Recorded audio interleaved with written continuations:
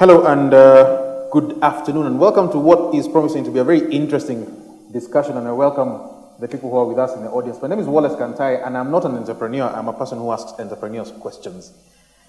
I want to give it over to Vimal before I introduce anyone else, because Vimal, we're in your house. What are we doing here? I think we're basically discussing this issue of entrepreneurship. Right now in Kenya, we're talking about entrepreneurship. It's a buzzword. And I think the Kenyan entrepreneurship spirit that exists all across, it's important to disclose that, to open up, and to really get our youth to feel that they can also be entrepreneurs. I think entrepreneurship is the biggest opportunity that anybody has in terms of making progress in this country. When I say in Vimal's house, it's because we're here at Bidco in Thika in Kenya, and Vimal is the CEO of Bidco. If you don't know what Bidco is, just look in your kitchen closet if you're in Kenya or anywhere else in East Africa and look, and you'll see a Bidco product. The person who's sitting next to him is George Waitito, and we knew George Waitito in one respect, which was when you're dealing with numbers. I presume you got bored with numbers and went off to build a castle. No, I still deal with numbers, because even running a castle needs some, number crunching. Yeah, but I'm a researcher by profession, former CEO of the Stedman Group, which later became Innovate. But my passion to transform my rural village where I grew up led me to establish the Safaria Castle up in Laikipia, in Nyandarua County. All right, and Evans Odongo is someone who's probably the most famous among all of us because he's been on international media. Evans, you became famous not very long ago. Why did you become so famous? I wouldn't say I'm famous. I was just a person who's trying to solve a problem that I saw, and then trying to build social enterprises around it to provide, to solve the issue of energy poverty that affects a lot of people. The final person we have sitting right next to me, so that's very lucky of you, Smoothie, is you're a leadership coach, which means you don't do, you just talk. No.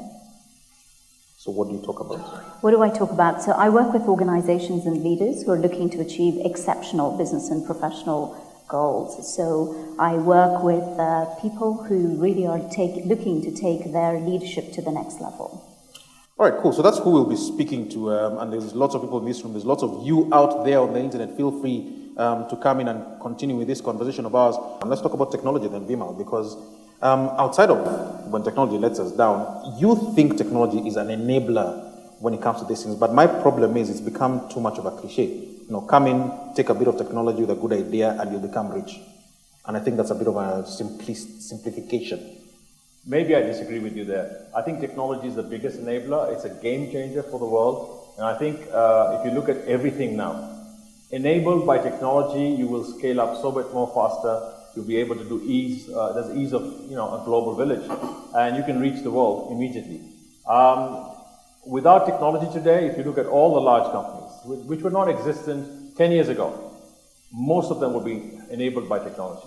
So if you look at all those new forms of business, you talk about Uber, you talk about Facebook, WhatsApp, they're taking over the space. Those are Americans. We're in Africa. In Africa, if you see M-Pesa, it's technology enabled. And I was waiting for you to say M-Pesa. Give me practical examples outside of American companies and outside of M-Pesa that actually work because technology works. Oh, there's plenty. I think if you look at what has happened in Kenya, there's a young entrepreneur last week who I talked to, under the age of 25, who's come up with a device that tracks your car, can stop your car. In fact, if you're drunk and you get into the car, your car won't start. He's invented that in Kenya. It's technology enabled. All he needs now is venture capital to scale up. That sort of a venture is available here. That sort of innovation is available here. And that's where we need to really put together the entrepreneurs along with capital, put them together and see how to scale up and really do the how-tos and the know-how, bring it to them. Let them actually know how they can scale up. And that's what this whole week is about in terms of entrepreneurship and scaling up. Evans, you are directly a technology, you got into where you are simply because of technology. What's that story?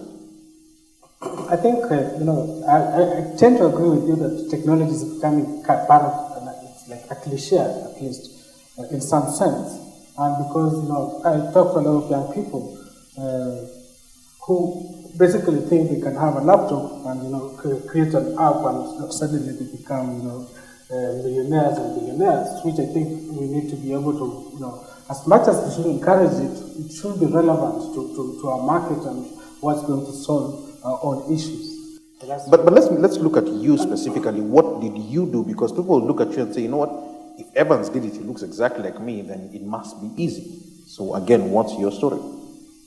Yeah, I think for me it's just that I grew up where I didn't have access to electricity, and so I decided that I need to do something about it. So I created a simple solar lighting system, which I simplified in a way that it can be made, with some of the materials that are available locally, and through that we work so that we can provide opportunities for other young people to know that you don't need to have you don't need to have a college degree for you to be able to do something. We need to make sure that we simplify technology so that it can be more relevant to a majority of people.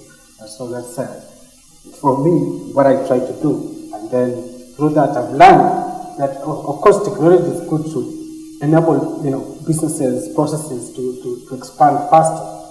But also I still believe that the human element in everything that is done is really critical. George, is it fair to say that you went backwards in this technology story? Because you are the proprietor of a physical place, which means it's not the equivalent of a Facebook where if I'm sitting anywhere in the world, I'll access the product. For you, I actually need to get on a plane if I'm not in Kenya, get into the airport in Nairobi, drive for 3.5 hours into Laikipia to actually come and embrace or engage with what you've created. Mm-hmm. So in some respects, you're anti-technology.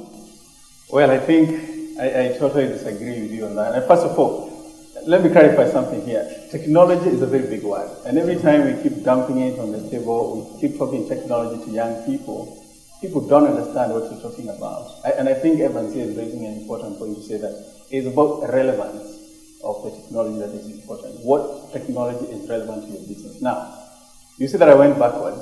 That is not true at all, because again, like I said, this was a personal dream. I had to go and transform the place where I grew up because it brought me up and so forth. And it so happened that for me to accomplish all the goals that I had to create something physical. Now, just like this company, Vidco is a physical institution, but it is powered using a lot of technology. So similarly, it's not that we don't use technology because we're in a village. Not at all. As a matter of fact, we use a lot of it, for the business processes and marketing and so forth. So, yeah. Smoothie, the technology story, again, like everyone is saying, can either be a very easy thing to throw around, or it can actually be something practical that someone can sit down and say, I have an idea that I want to scale up, and thus I want to be able to use it. Mm-hmm. What exactly does technology, if you are to be narrower, as George says rightfully, technology is anything, but ICT, information and communications technology, which is what it typically means, what's that meaning to someone who has a bit of capital, they're starting up a business? I think the first thing that's important to remember is exactly the point that George made, which is around relevance. Because I think that we have so much accessibility, not just locally, but globally. So if you have an idea, you can actually get input on your idea from around the world. And I think that's what's made it so accessible. If you're looking for information, if you're looking for specific ideas or how to grow your business or how to grow your leadership skills, whatever it may be, you have that at your fingertips. And I think that's the relevance. But doesn't that, Vimal, present a danger in itself? Because anyone, anywhere in the world can look at and copy anyone, anywhere in the world. Whereas before, I needed to worry about Nairobi, or I needed to worry about my little village, now I need to worry about anyone. Absolutely. And I think, like everybody said clearly, technology does not only mean a laptop and a computer. It means the way you do things are different. Today we are doing this through technology. This whole Google Hangout is through technology. But you will be copied. There's nothing different in that, because today it is very easy to copy and paste. But at the end of it all, where is your customer? Do you have the same customer? Concepts can be copied, but I tell you, the intellectual property is no more that I've done it and it's mine and nobody will ever know about it. Like the Coca-Cola recipe, which was kept secret for so many years, it's available. The question is, what are you going to do with that technology? What are you going to copy, and where's your customer at the end? If you have a customer, you have a need or an unmet need, and then you use technology as an enabler, it scales up faster. Now, if George here wants to show his new tourist resort out to the world, how is he going to do it without technology? He's going to print brochures and send them out, mail, through snail mail. It's not going to work anymore. People are going to do this through bookings.com or whatever, and people are going to come on board and say, fine, where is this place? So technology is an enabler. It's not the end. It's not the ultimate of it all. The human is required at the end, but what we do with it. This is the age of, we're all from the BG group.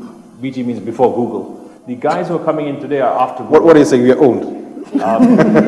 Yes, we have to accept that. But today's age, today's youngsters think completely differently. And they're search free. They can get all the knowledge they want. But now the wisdom and the action on the ground, how to get things done with a customer at the end. Because even if people copy your idea, you need to make sure you improve your idea all the time. Improve action on the idea. Scale up faster, because within about 2-3 years, things become obsolete too. Let's speak then about the before Google age, which is us oldsters. Let's speak about origins. And I'll probably begin with you, George. Someone sits there and says, you know what, I admire what George Waitito is doing, but George had a job. He was paid not very badly, which means he was able to save money, and this is why he was able to follow his dream. I'm sitting here, I'm 22 years old, I don't have any of those opportunities available to me. I don't know anyone, I don't have any money, I don't have any opportunities. I don't even have land for a dream to sprout on.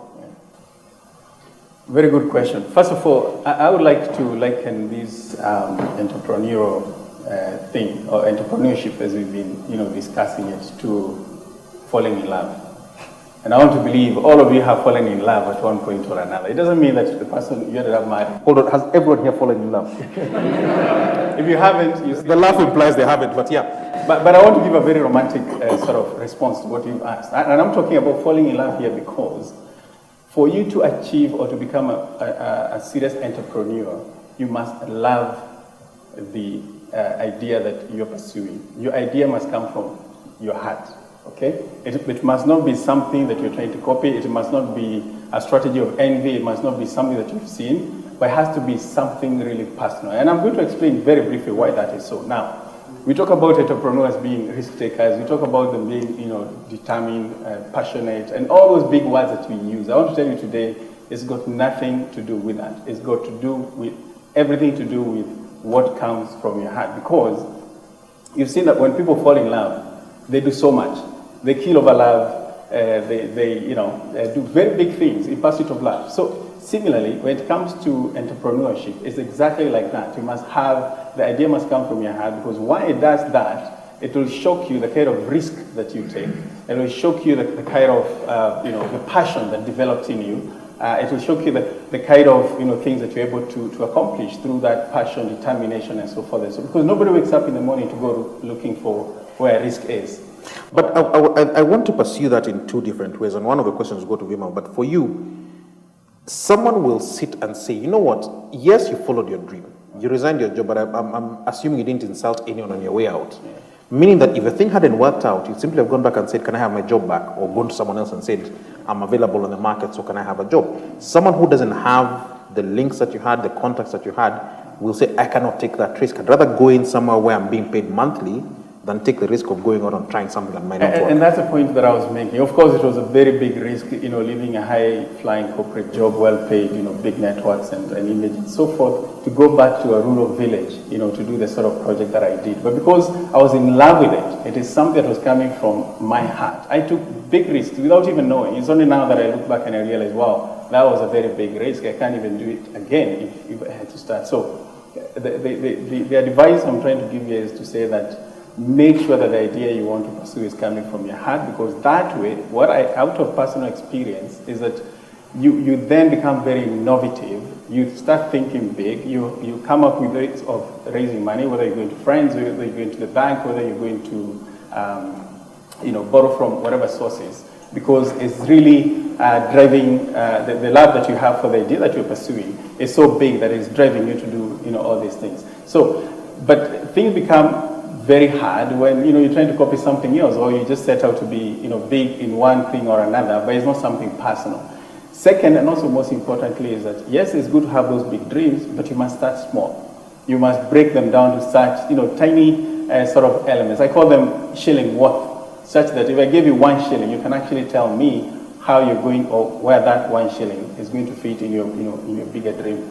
So much so that when you shine your shoe in the morning, you can actually tell where that shine is fitting into your bigger dream, because you have it and you've broken it down to manageable bites. Vimal is still on Origins before Google. Someone will look at you and say, you know what? He was going to be successful anyway. This being Kenya, he comes from the Asian community, they're always successful. It doesn't matter. There's no question about it. But you think different. You were there at the beginning when it wasn't going to work out. No, 30 years ago, when we started off, me, my father and my brother, there was no money. We had no money. We had no capital. What we had was an idea. And really, when we went with a whole idea, a project proposal to the banks, the bank says, no, we can't fund you. Reason, you don't have experience. You've never done this before. None of you have been in this industry before. So really, you don't have that experience. But because George said you have to have a passion. You had a passion for Yes. soap. So the whole thing around this was the passion that we had to say, we believe in this idea, we think it will work, and we know how to get it done. And that's what kept us going. No, but the point is you had a passion for soap. It wasn't for soap. It was for the full value chain, going right, because my father was into garments and Yes. stuff like that. So we were going back into the value chain of cotton farming. So going back to cotton farming, we saw the cotton seed side and said from seed crushing, you can get oil, you can get animal feed, but you can also get soap out of it. So that whole channel started from the value stream in terms of where do we start from. And the advice we got from a banker was, listen, you've got a very big idea, it's a major idea, it looks good, but you don't have experience, you don't have a lot of things behind you. Start small, aim big, and keep on working on it. Start from one end. We started off with soaps, yes, because that was one end of the value chain. To start with the customer, start getting into the market, and then it was a very small plant, 1 ton per hour. Today we do about 3,000 tons, in a day. The point is, at that time, it was a very small scale-up, startup, for us a proof of concept. Because here's what I'm getting to, is that soap is not a sexy thing. It's a very clean thing, but it's not sexy at all. And if you look at the post-Google generation that you're calling them, the idea has to be sexy. You cannot do something basic. Not necessarily. I think every human need, whether you talk about when you wake up in the morning and you sleep at night, all the stuff that you use, whether on your body, whether whatever else, whether what you take through your mouth, all that is a need. Then what you think of, what you do with technology, everything is sexy in a way. It depends on where your passion lies. And really, our passion, because my father was into garments, with a clothing factory, it was more into manufacturing and making something different. So it was more of manufacturing and making. The passion there was, let's make something different and let's differentiate. And that worked. That's worked all along. It's 30 years. We're still on the same track right now. We're continuing the same value stream. We're continuing scaling up and going across the countries. If I can jump in, I actually totally agree. But with the kind of the younger generation, like I've said, if you say, I'm giving a prize for whatever amount for people who come up with ideas, most of the ideas are the same. And the reason is that no one wants to do the same thing, like to manufacture soap, for example. People want the quickest route possible to be successful, but they don't know that whatever that when you try to solve a solution for a need that is so big out there, it doesn't matter what it is, you still be able to make it. And so if people really need soap, if people need food, whatever it is, that's a need that is out there. And that's an opportunity that we can all explore. So, and it's really the love, Wallace, that I was talking about. The moment you fall in love, if you look at Tafaria Castle today, I never set out to go and build a castle for your information. I was in love with the idea of transforming my village where I grew up in. And that was so powerful in my heart that even living corporate life was like simply walking out of a bathroom, because the idea was powering. It is something that I had to do. Now, the thing is, like Ivan says, and even Vimal here, it's not about the science, it's actually about how you start. And very often when we tell stories of success, we make a lot of people feel very inadequate, that wow, I cannot actually accomplish this. So that thing of being in love, that thing of starting small, that thing of clarity of the dream or purpose in life, as some people call it, or the vision, the whole idea of breaking it down is very, very important, so that then it becomes manageable. You start making small steps. I was here at Bidco, I think, about 9 years ago, and I'm surprised by what I'm seeing today. I mean, and even that 9 years ago, it was still amazing what Vimal and his colleagues had accomplished. But it's all about the small steps, and very often people don't see that. People want to take the quickest route. And that's why when you ask for business proposals, you try to get the same type of business proposal, because people are looking at the biggest businesses, the most successful one, and they want to do exactly like that because they think they'll become millionaires overnight. I'll give you an example of last week's 25, under 25, 3 of them. One was doing coconut oil. Yes. And he says, I'm going to differentiate coconut oil in a different manner. And he's done packaging and product right now in coconut oil. It's not technology. It's totally different. The other person was doing bags for ladies, you know, branded in her own brand name, and she's launching them all across, selling them for 8,000 shillings each. The third person was making shoes for men like Wallace, you know, up there, and she said, we make you custom-made shoes with your signature on it. Now, these are different. They're not technology-enabled. But scaling them up and taking them to market, they will be enabled with technology and scale up faster. But I also think, you know, like if you look at even the whole ecosystem of entrepreneurship, and even in terms of the funding, and, you know, if you look at opportunities for people to expose these ideas, you'll find that ideas that surround only certain specific technologies are being given more prominence, and so everything. So it means that for that person who's, you know, making custom-made shoes, and he can grow that into a very big business, but they won't find the same opportunity most of the time as someone else, even in the funding ecosystem, how it is. Because people want to think that there are things that you can come in quick and, you know, all of a sudden if it works, and you can exit very fast. You put in a certain amount of money, and within 2 years, if something blows up, you exit really fast. But some of the businesses require more of patient investment in terms of time, in terms of capital, and all that. So that's something that I think is also that, you know, that's out there that we need to start giving more prominence. Like, how much funding, if even goes to, you know, that's coming, especially to do with, you know, whether it's venture capital or that is coming into software-based businesses. But how much of that funding, if you just do research, you look at what's around, that goes towards that person who wants to make that custom-made shoes. I want to ask a very strange question, because you bring it to my mind, is perhaps starting with you, George, who speaks about having the need for love of what you're doing. How important is money? Well, money is very important, obviously. In the sense that, let me, and you take it where you want to, but for me, where I'm coming from with that question is, if you're in love, truly in love, you will go on and on for 2 years, 3 years, 5 years, as long as you can afford to live life, saying the profits are not important because I believe in this product, or I believe in the service that I'm carrying out. So some entrepreneurs will say, you know what, for me it's not about the profit, it's about making sure my idea or my dream lives. So how important is money? No, money is obviously important, but it's always a big barrier to achieving someone's dream. And that is why I said, and allow me to actually go back to that point of, you know, being in love with what you want to do. And the reason is, you are then able to, just like when you're quoting somebody who you want to marry, you become very creative, as a matter of fact, and particularly if that person is resisting you, all right? You come up with all manner of creative ideas on how to win her over, you know, where you date her, and the people you are seeing with, and so forth. So similarly, when that business idea is coming from your heart, you also become very creative in terms of how you raise your capital. No, but George, love, I want to still push you. Love is blind. I can have an idea and say, you know what, I think this country needs colored water.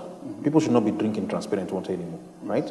And I go on, and no one is seeing my point, but I'm so in love with it that I don't see the point at which I should quit. No, the thing is, and the reason why I'm talking about being in love with it is because the moment you do that, even if you're going to a friend, you're going to your relatives, or you're going to the bank, you're able to articulate your business idea with a lot of clarity, with a lot of passion, with a lot of persuasion, that you actually win over whatever source of funding that you're talking to or engaging with, without which you'll be able to actually realize that you cannot be able to articulate your case sufficiently enough to be able to yield the money that you're looking for. But if it's coming from the heart, you become so passionate about how you sell that idea to others, and particularly potential funders. Smoothie? Because at the end of the day, you'll not be able to move without, you need capital, startup capital. Okay, Smoothie, not coming. Yeah, so I wanted to just say that I love this idea of being in love. What I will also say, though, that in order to be in love and to actually get a result, you need to have something to be able to power that dream. And I think that's what's very important. So whether it's rose-colored water or whatever it may be, there's something that powers you to take that action. So I do think that you have to focus in and understand what are those things that are innate in you that makes you behave in that way. Because there are lots of people who fall in love with somebody but won't do anything about it at all. So it's the same as a do not business remind idea. us of old days, yes. But I think it's not blind love, it's not blind faith. I think you've got to have a business plan to it. You've got to have a revenue stream to it. You've got to see how to commercialize it. And I think that's the key that he's talking about. In terms of what you do, yes, it could be love, but you've got to have a business case behind it. If it's not there, if you don't have a customer who pays or who has a need behind it, you're going to be out of love very soon. So I think it's all reciprocal. But you bring in then a barrier that a lot of us look at, myself included, who will sit and say, you know what, I don't even know how to start writing a business plan. So forget it. I know I have got a great idea, but everyone is saying write a business plan. I don't know where to start. My English is not even that good. I would say start from Google, go into it, you'll get results in terms of how to make a business plan. Learn. You must sharpen your tool, you must sharpen your pencil and say, this is how I'm going to do it. Without that, you're not going to work, number one. Number two, you must have a business case for your proposal. You must show people that there is a need for this, or there's an unmet need for this, and there will be a customer at the end. If you don't have a customer at the end and you start building whatever you build, at the end, it could be a hobby, right? Instead of that, a business plan and entrepreneurs have an idea, they know what will sell.